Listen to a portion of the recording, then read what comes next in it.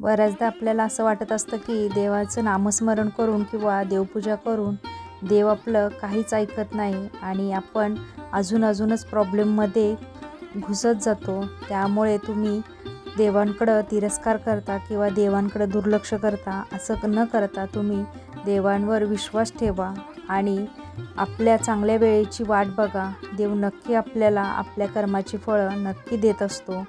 तुम्ही चिंता करू नका, जे होतं ते चांगल्यासाठीच होतं. हॅलो, नमस्कार, श्री स्वामी समर्थ.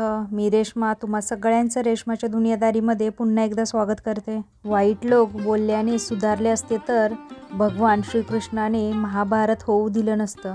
तुमच्या आयुष्यावर कधीही नाराज होऊ नका, कारण जसं आयुष्य तुम्ही जगता ते कोणाचं तरी स्वप्न असतं.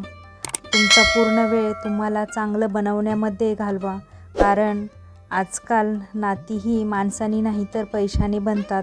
उशिरा का होईना पण देव सगळ्यांचं ऐकतो. फक्त तुम्ही देवावर भरोसा ठेवला पाहिजे. भगवान श्रीकृष्ण म्हणतात, ज्याप्रमाणे हवा कधी एका दिशेने वाहत नाही, वेळोवेळी बदलत राहते, त्याप्रमाणे माणसांचे नशीबसुद्धा वेळोवेळी बदलत राहते. त्यामुळे वेळ खराब असली तरी चिंता करू नका. चांगली वेळ येण्याची वाट बघा. देव त्यांचे पण ऐकतो जे कधी बोलून दाखवत नाही. ईश्वराच्या प्रत्येक निर्णयावर खुश राहिलं पाहिजे, कारण देव आपल्याला ते देत नाही जे आपल्याला पाहिजे. देव आपल्याला ते देतात जे आपल्यासाठी चांगले आहे. दुसऱ्यांचं चांगलं करणाऱ्या व्यक्तींना नेहमीच अडचणींचा सामना करावा लागतो, कारण फळ देणाऱ्या झाडांनाच दगडांचा मार खावा लागतो. देवाला जे पाहिजे असते तेच होते. प्रार्थना शब्दांनी नाही तर मनापासून केली पाहिजे. भगवान श्रीकृष्ण म्हणतात, जे लोक तुमच्यावर जळतात त्यांचा तिरस्कार करू नका, कारण हेच ते लोक आहेत ज्यांनी मान्य केले आहे की तुम्ही त्यांच्यापेक्षा सरस आहात. नेहमी धीर धरा, कधी निराश होऊ नका, कारण ज्यांनी तुमचं नशीब लिहिलेलं आहे तो जगाचा सगळ्यात मोठा लेखक आहे. शिक्षण कुठूनही घेता येतं, पण संस्कार फक्त घरातूनच मिळतात.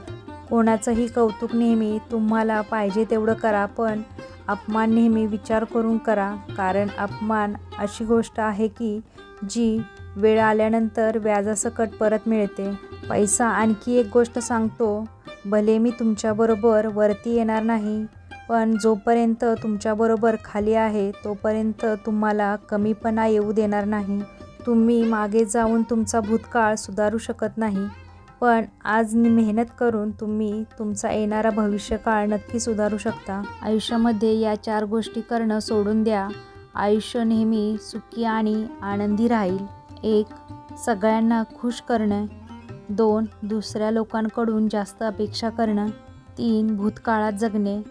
4. स्वतःला दुसऱ्यांपेक्षा कमी लेखणे. पारख केली तर कुणीच आपलं नाही आणि समजून घेतलं तर कुणीच परकं नाही. पाठ नेहमी मजबूत ठेवली पाहिजे, कारण धोका आणि शाबासकी पाठीवरच मिळते. बऱ्याच वेळी मनात येतं की हार मानावी, पण नंतर लक्षात येतं की अजून तर खूप लोकांना चुकीचं सिद्ध करायचं आहे. स्वतःचा आनंद दुसऱ्यांवर अवलंबून ठेवू नका, नाहीतर नेहमीच गुलाम म्हणून जगावं लागेल. खऱ्या व्यक्तीला नेहमीच खोट्या व्यक्तीपेक्षा जास्त सफाई द्यावी लागते. भरोसा नाही का माझ्यावर, असं बोलून कितीतरी लोक धोका देऊन जातात. वेळ माणसाला यशस्वी बनवत नाही, तर वेळेचा योग्य वापर माणसाला सफलता मिळवून देते. कोणाची कदर करायची असेल तर ती जिवंत असताना करा. मृत्यूनंतर तर परके लोक पण रडून जातात.